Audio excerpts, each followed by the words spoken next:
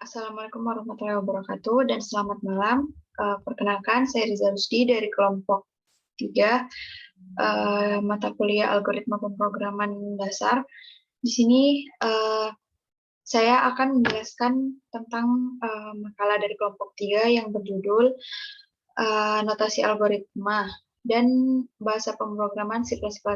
Untuk bagian penjelasan saya akan menjelaskan tentang notasi algoritma. Oke.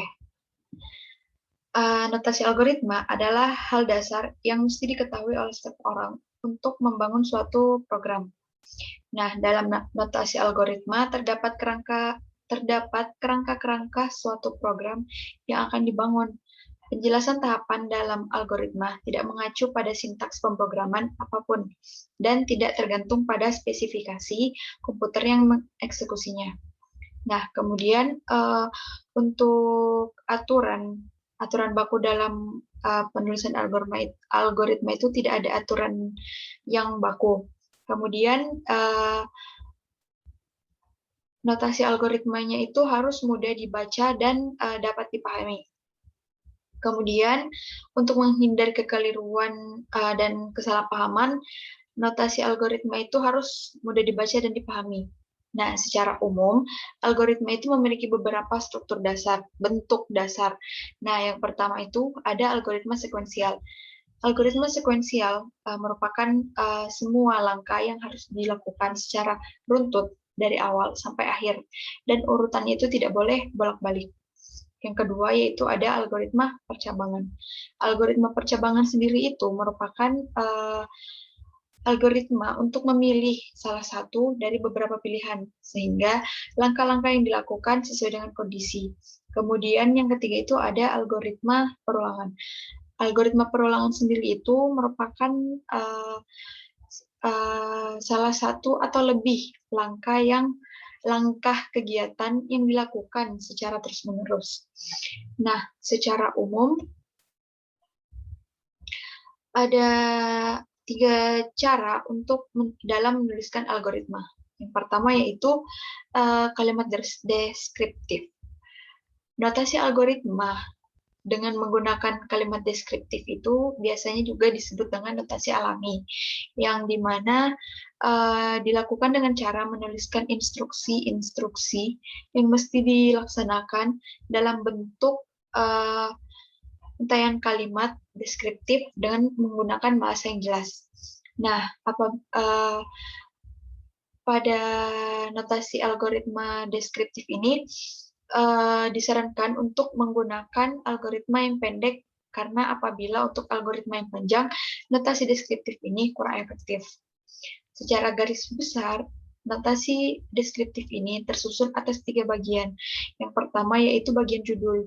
Bagian judulnya itu berisi nama algoritma dan penjelasan atau spesifikasi algoritma tersebut. Kemudian yang kedua ada bagian deklarasi. Bagian deklarasi ini merupakan bagian untuk mendefinisikan semua nama yang digunakan pada algoritma, dapat berupa variabel, konstanta, tipe, ataupun fungsi. Nah, yang ketiga ini ada bagian deskripsi. Bagian deskripsi itu merupakan bagian inti pada struktur algoritma yang berisi uraian langkah-langkah penyelesaian masalah.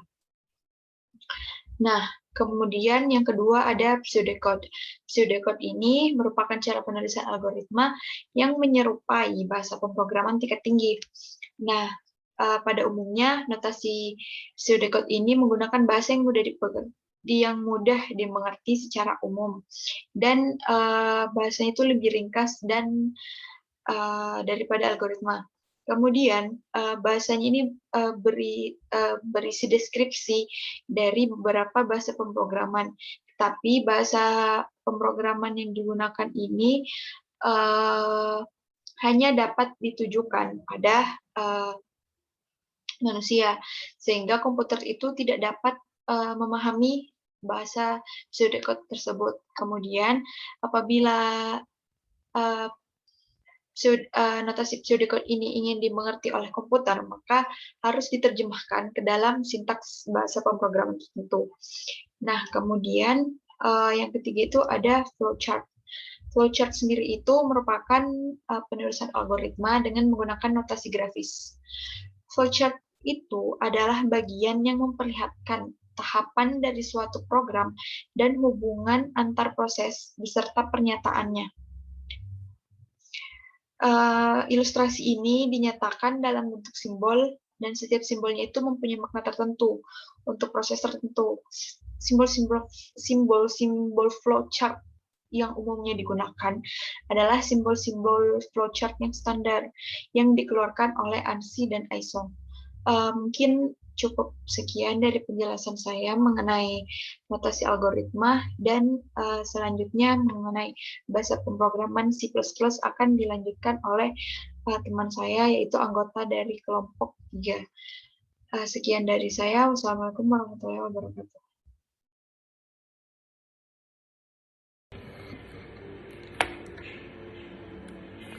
Bahasa pemrograman. Bahasa pemrograman adalah bahasa yang biasa digunakan untuk membuat berbagai aplikasi. Misalnya, aplikasi pengolah gambar, software, gadget, game, sehingga sistem operasi baru. Bahasa ini dikembangkan dari bahasa pemrograman C. Tak heran kalau dua bahasa ini memiliki sintaks dan struktur kode yang sama. Bedanya C++ merupakan Object Oriented Programming atau OOP, sedangkan C merupakan bahasa pemrograman prosedural. Artinya, bahasa pemrograman C++ memiliki data dan fungsi yang disatukan dalam kelas dan objek untuk bekerja sama, memecahkan sebuah masalah. Jadi ketika Anda ingin mengubah fungsi, tidak perlu mengubah keseluruhan program. Dengan itu, pengubah kode akan lebih fleksibel. Hal ini tidak bisa dilakukan dalam bahasa pemrograman C, bersifat prosedural, di mana data dan function terpisah dan harus dibaca satu persatu oleh komputer.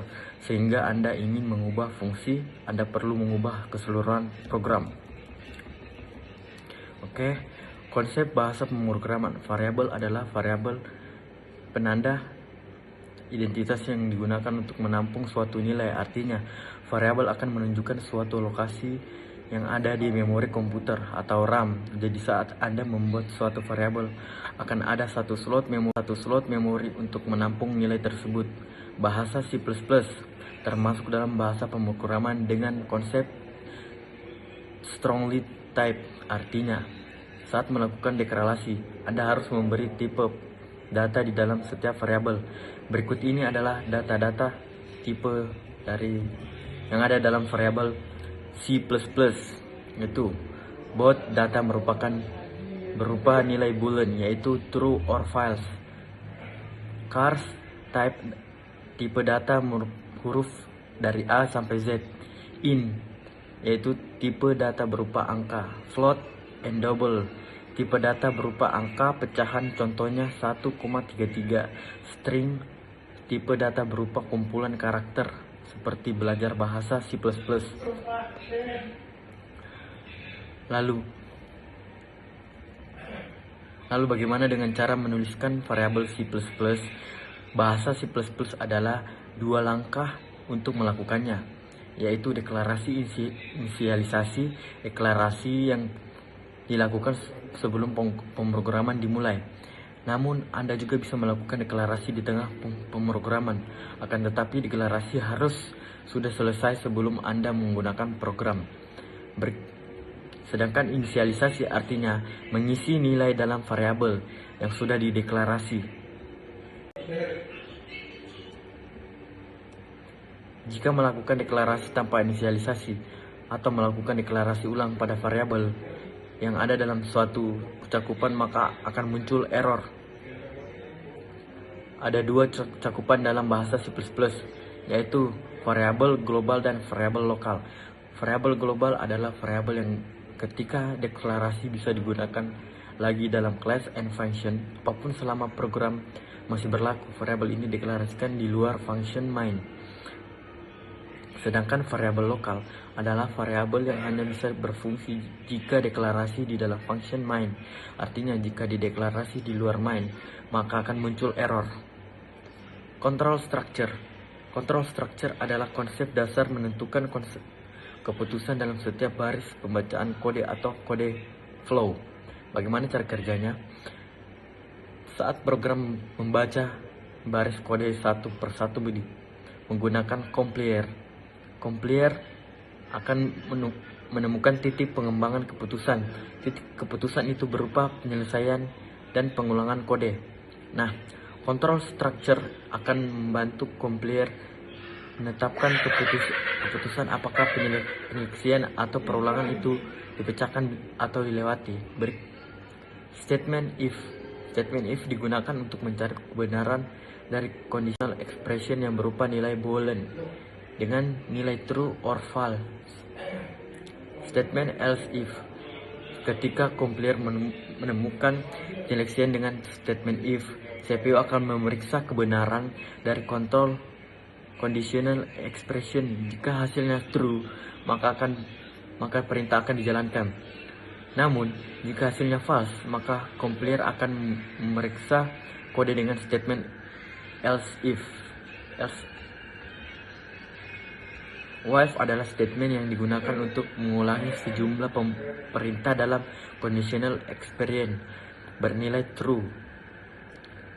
Do while adalah statement yang untuk mengeksekusi sebuah perintah baru, kemudian memeriksa conditional expression berupa bilangan boolean.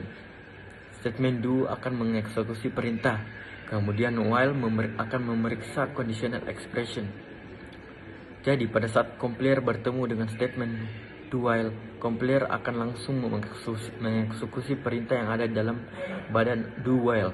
Untuk mengulang perintah, compiler akan memeriksa conditional expression terlebih dahulu. Jika conditional expression bernilai 1 atau true, maka compiler akan kembali mengeksekusi perintah. Mengulang akan terus berlanjut hingga conditional expression bernilai 0 atau false. Nilai 1 atau true, maka compiler akan kembali mengeksekusi perintah. Mengulang akan terus berlanjut hingga conditional expression bernilai 0 atau false. 4 adalah statement untuk mengeksekusi banyak perintah secara berulang-ulang. Artinya statement ini berguna untuk membuat program dinamis.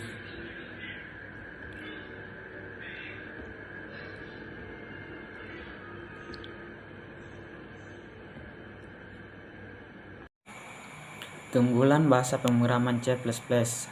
Portable. Bahasa pemrograman C++ itu portable.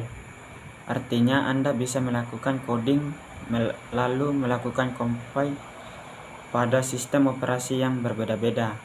Misalnya, Anda bisa menulis kode di sistem operasi Linux dan melakukan compile ke kode tersebut di Windows. 2. Object Oriented. C++ adalah bahasa pemrograman yang object oriented atau berfokus pada objek. Artinya data dan functions disatukan dalam kelas dan objek untuk bekerja sama memecahkan sebuah masalah. Objek yang saling berkaitan dengan terkait akan mempercepat penulisan kode.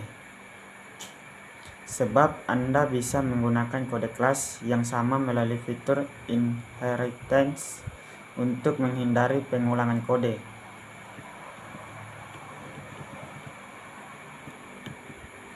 3. Mudah mengatur memori. Bahasa pemrograman C++ memiliki dynamic memory allocation atau kemampuan mengatur memori dengan dinamis. Dengan pengaturan tersebut, Anda lebih mudah mendapatkan memori tambahan saat pemrograman berjalan. 4. Memiliki skalatabilitas yang baik. C++ memiliki skalatabilitas yang cukup baik, artinya pemrograman yang dibuat bisa dikembangkan sesuai kebutuhan Anda.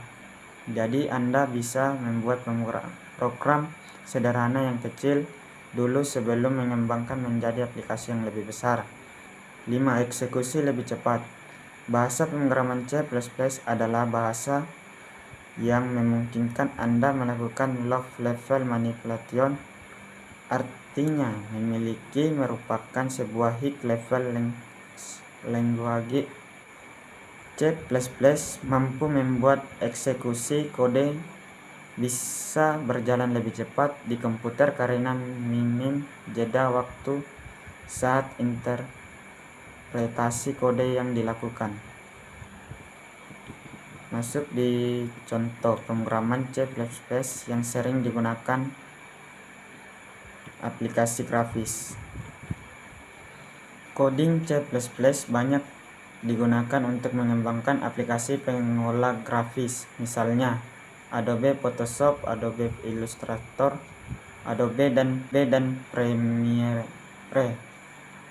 Sebagian aplikasi ini membutuhkan proses image processing yang cukup intensif dan C++ dianggap cukup sesuai untuk membangun program tersebut.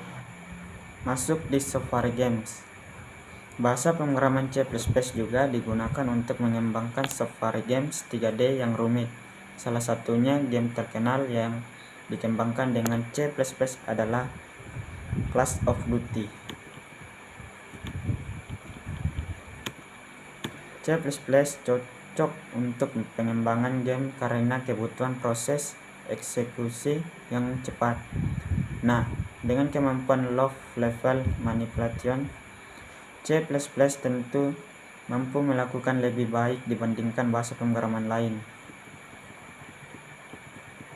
Masuk di browser.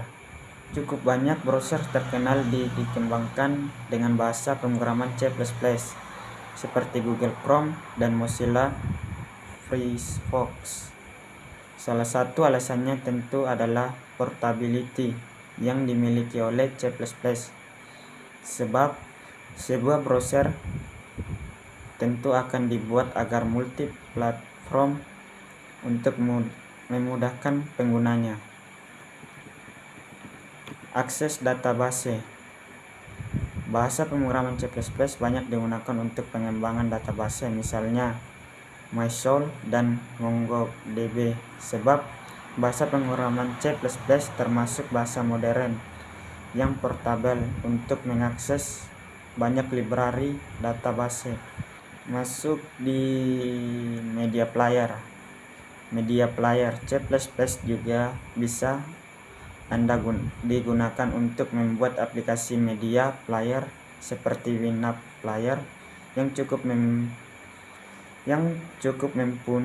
mumpuni sebagai media untuk memainkan file audio dan video. Masuk di sistem operasi. Sebagian besar sistem operasi dikembangkan dengan C++ seperti Windows dan Mac OS. Namun tentu saja dengan didukung oleh bahasa pemrograman lain, misalnya Swift. Salah satu alasannya utama penggunaan coding C++ pada sistem operasi adalah kecepatan eksekusi di komputer yang menjadi kunci sebuah OS dapat berjalan dengan baik.